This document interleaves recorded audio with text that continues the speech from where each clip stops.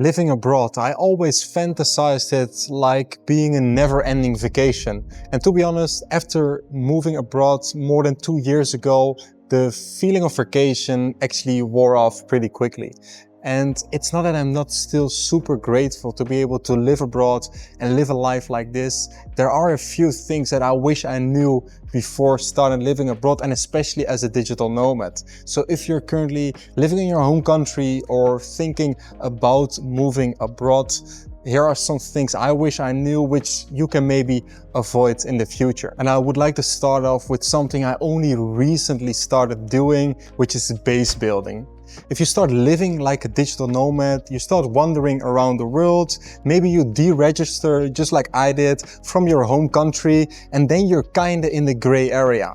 Because banks and institutions and governments are not used to people wandering around the world. Which means if you live in one country for 1 month and go to the other country for the other month, you never really need to pay taxes anywhere, because most countries require you to pay taxes after like 183 days.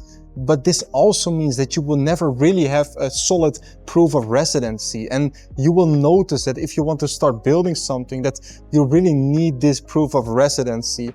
And it's kind of like if you compare it to a developer who is gonna build like a 30-foot story building, but is not building a solid foundation. You really want this foundation if you want to build something for the long term. And I think if you move abroad, even as a digital nomad, that you are planning to make this something long term. So I personally started building my base in Cyprus. I currently live in Bangkok as daily life, but I got my base in Cyprus. So I'm registered in Cyprus, me as a person and also my company. I pay personal tax in Cyprus, which is great compared to the high tax in the Netherlands, and also my company pays taxes in Cyprus. So even at a later stage, if I want to go back to the Netherlands or want to go to any other country, I can always prove that I paid my taxes in Cyprus. And for proof of residency, I can just show my apartment, which I have in Cyprus. And the apartment in Cyprus is just a small studio. I don't really live there much time of the year, only for 60 to 90 days a year. And I can really use this for like the proof of residency. And next up is the surprise bills. And I'm not talking about your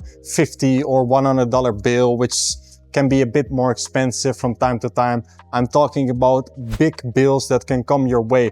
Think of maybe a dentist appointment. Think of maybe health costs if you're not properly insured. Think of, and this is something which actually happened to me, you're not getting your visa for the next country because you go from country month to month or maybe even week to week, and then you have to cancel your whole trip. And like I said, this is something which happened to me personally. We were going to Vietnam from Thailand, so we had our Airbnb booked for the month, we had our flights, everything was set in stone. We could not refund any of these costs. And just a day before we were about to leave, we got the message that Daphne was not getting her visa. We had to cancel all our plans and lost out on like $2,000, which was back in the days a pretty big hit. And still, I don't like losing $2,000. So let's say you're planning on moving abroad with, for example, a remote job paying you like 3,000 USD a month, and you are gonna budget, right? These surprise expenses are really hard to budget. So you just want to make sure that you don't inflate your lifestyle too much. And this is something I see happening with a lot of people, mostly business owners. They start making a lot more money, so they're going to inflate their lifestyle, and then they are not ready for these surprise bills. And again, you cannot really budget for these just happen. And number 3, and this is the one that surprised me the most after some time, is called travel burnout. And my girlfriend was actually the first one who like noticed this and got this feeling of feeling burned out. But it's kind of like you go to an all-you-can-eat buffet, and the first plates, let's say the first 4 plates are really nice. Same with the first 4 countries are really nice, and everything is new and you're trying bits by bits. But then after like the 4th or 5th plate, you're not that hungry anymore, and you don't really feel like eating more of the buffet. You just want a home-cooked meal. And this same feeling is what we got after like months and months and months of travel.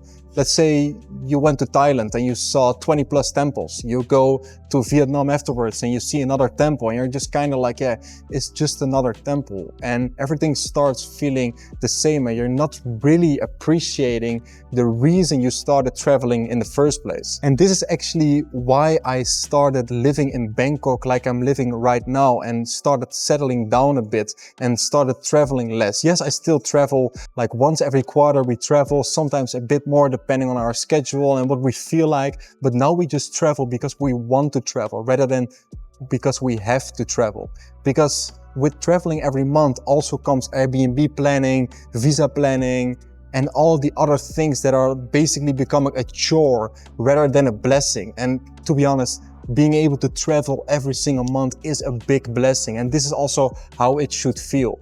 So like, travel burnout is a real thing. I've personally experienced it. My girlfriend and a lot of people, digital nomads specifically, I've talked to, also experienced this. So when you're going to travel and you notice you're not really appreciating what you used to appreciate of traveling, just take a moment, take a breath, choose a place, how I chose Bangkok, to just settle down, even for 2 or 3 months, to really rethink your schedule and your strategy towards traveling, so that you can appreciate traveling more afterwards. And this personally really helped me, because like I said, now when we go out and travel, we actually go out because we want to travel, and we act like tourists and just really appreciate all the new experiences and new things. So I think travel burnout is really on top of my list of things I wish someone told me before I started living abroad. So if you enjoyed this video, make sure to hit subscribe, because I will be sharing more videos about life abroad and how you can actually start living abroad yourself.